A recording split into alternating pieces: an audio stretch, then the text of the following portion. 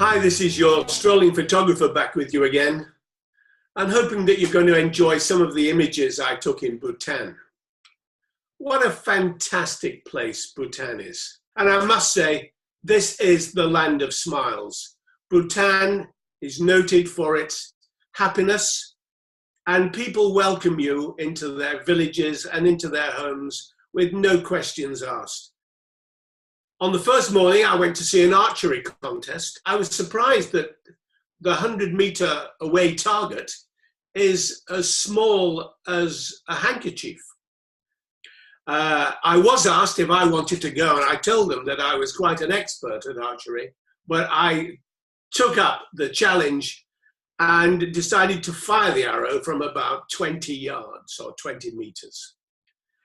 From what I gather, the arrow is still going up. Great hilarity amongst the locals who thought this English expert was absolutely useless. I apologized and quickly left the stage.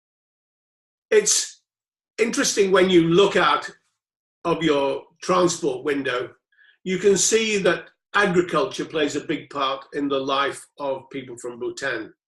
Their main crops are rice and chilies, buckwheat, barley, root crops and apples. But of course, now they do depend a lot on tourism. It was interesting to go into the markets to see local people shopping, measuring out their chilies and their maize, and lots of chili powder that you could see. And people were just so happy to let you photograph them and welcome you around their stalls.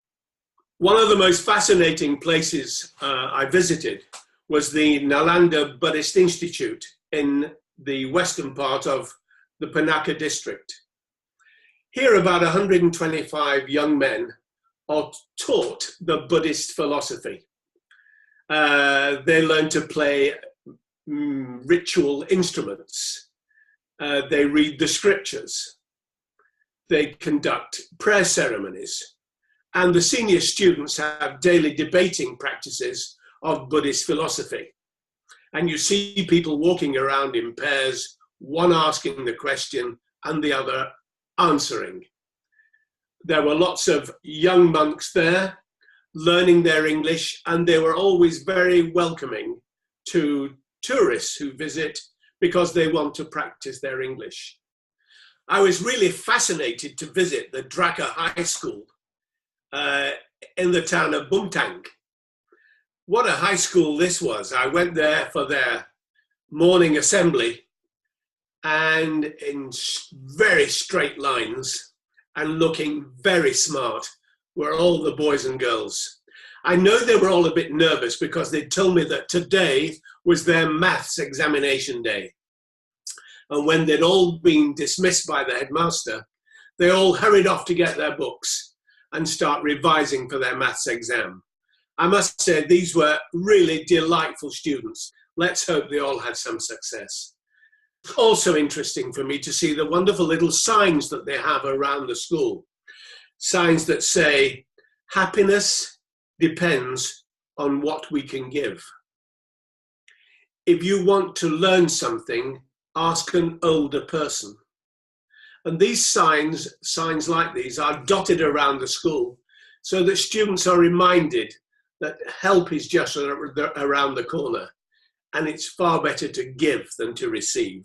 Just outside the town of Bhutan, I visited the Tokmed Yeshe Handicraft Center and Chumi village. A young man invited me into his house. His parents were away, and he said in very good English, "Would you like to look around my house? You can be my guest for the day." And we went around his house, and it was absolutely beautiful. He was doing the chores whilst his parents were away. In the house next door, that was full of children, and a beautiful mother, so caring for her children. I said that I'd been in the house next door, and they invited me in and asked, would I like to take some photographs of her with her family. And this is one of those occasions where don't rush in, just take your time and you'll gradually get the picture you want. And of course, they were delighted to see the end product of mum surrounded by her children. And in fact, some of the children then split off into small groups, and I took 3 or 4 of them sitting on the floor, all looking up at the camera.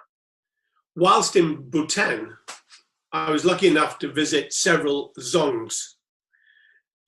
These are the fortified buildings that are normally constructed high up overlooking the countryside. Now they are used as administrative centers, and they are the focal point of the local community.